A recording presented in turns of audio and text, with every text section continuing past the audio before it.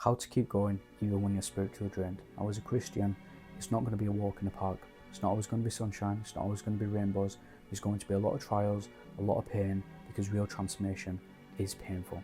And I want to tell you some stories about where I've encountered burnout. So I run businesses, and this chapter of life that I'm in is very demanding right now. There's been videos where you can see it on my face that I'm very tired.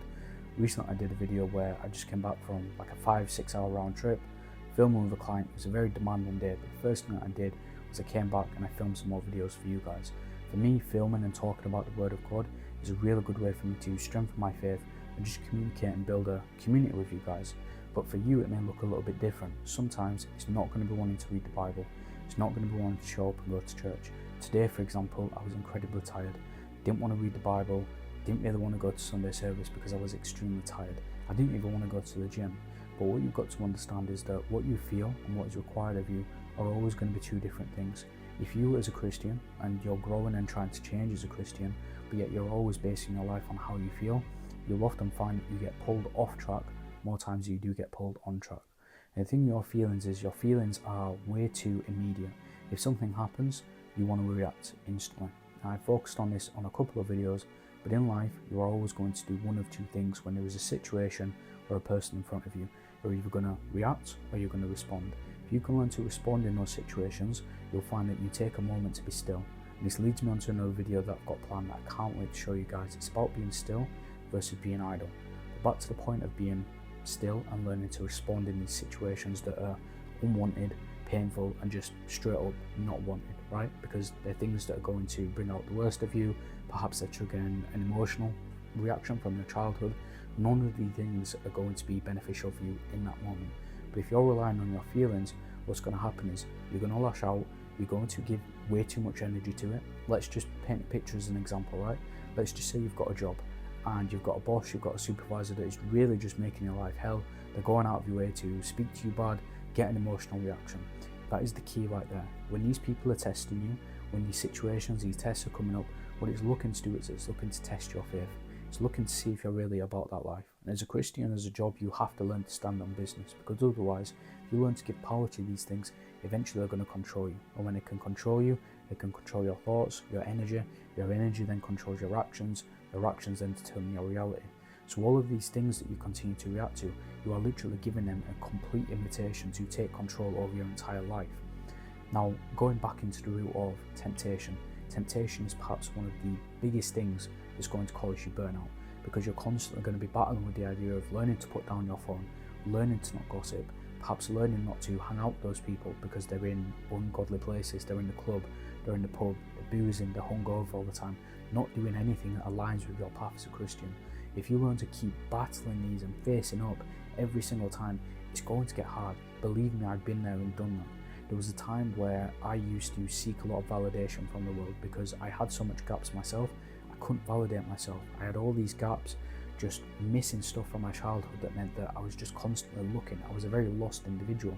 And the more that I tried to find it in other people, the more that I tried to do those actions that they were doing, in the sense that they would validate me and they would like me, they would love me, the more that I found that it just kept slipping further and further away.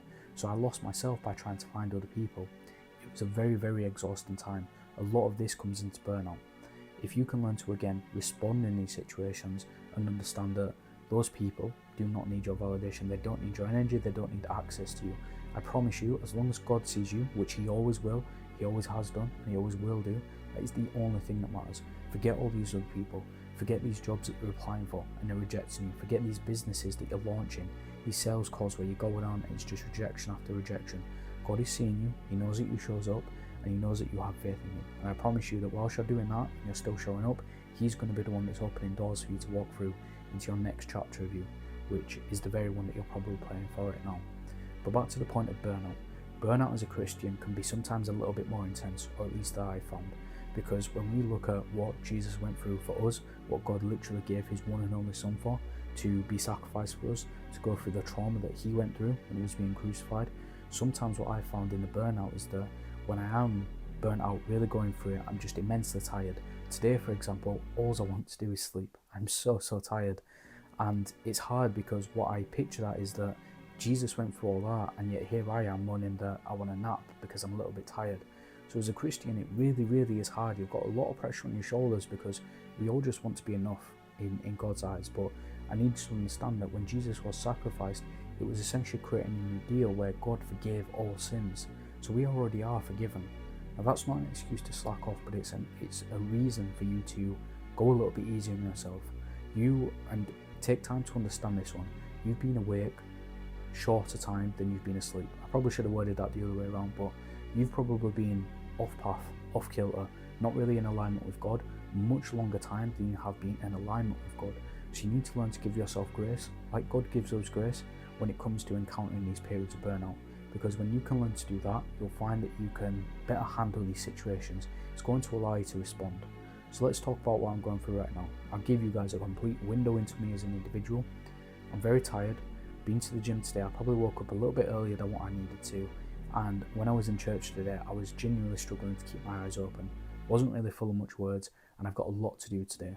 So I'm not necessarily in a period of burnout, but I just found for the past 2 to 3 days, I've really been flagging. So it's like an early sign. But yeah, I'm looking at what Jesus went through, and I'm looking at what I have to do as a Christian. And whilst my feelings are telling me to take time off, to rest and just do all the things that I want to do, you know, there's a nice TV for me downstairs, I could easily just go watch TV afternoon. It's just not what is required of me at the moment. Now I came to know these answers by learning to be still. When you are getting burnt out, there's a lot that you can do in essential preparation before that, so that you can learn to weaponize that burnout and actually transmute it into something that's going to allow you to become more motivated, more disciplined, and continue to move the needle forwards. The journey is within.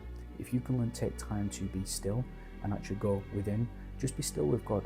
Read the Bible, just sit down on the floor. Whether you're staring at a wall, in a mirror, whatever it is, learn to be still. Sit with your thoughts. It's going to be uncomfortable. Keep a journal. I always keep a journal.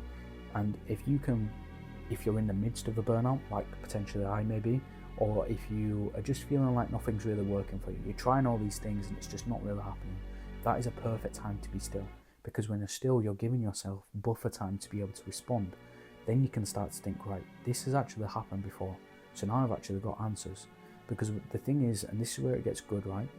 Whenever you are encountering these situations of immense fatigue, things just aren't happening, you know that it's happened before, right? Because otherwise you wouldn't be feeling so connected with it, it wouldn't be feeling so familiar. So the fact that you're encountering it shows that you've already grown since the last time, because otherwise it would be the exact same thing again. But it's a different situation, different person, completely different circumstances. So now what you're doing is you're starting from experience. If you can learn to let go and let God in these situations, allow Him to just guide the next steps. But if you're constantly reacting to stuff and you're always trying to lash out, fight back, always carry so much anger, resentment and hatred for the things that are testing you, you're never going to be able to see the work that God is doing. He's always there, He's always working, He's omnipresent, He's always there with us, He always has been and He always will be. So the idea here is that you can learn to put your trust in God, He will take the lead. What you need to do is attack with precision, with power, with clarity, with purpose. That way you're going to create an immovable presence that even the most toxic of people can't penetrate. So you imagine going to work now with that same person that is testing you, but yet you've read the Bible, you've got some fresh air, you've sat and journaled outside, you've been still with God. There is literally not one word on the earth that they can say that will be able to shake your faith, because you've already done the preparation, you've already laid out the foundation. So now these people that are looking for a reaction, they're not going to get one.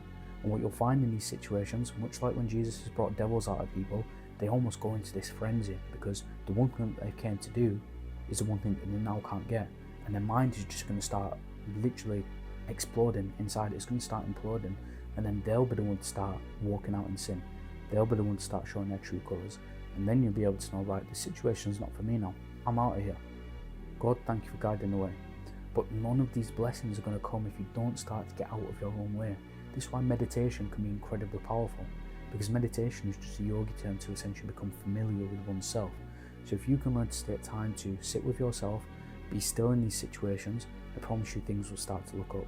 Now, in terms of burnout and how you can actually get out of it when you're spiritually drained, now what you can start to do is, again, continue to move the needle forwards.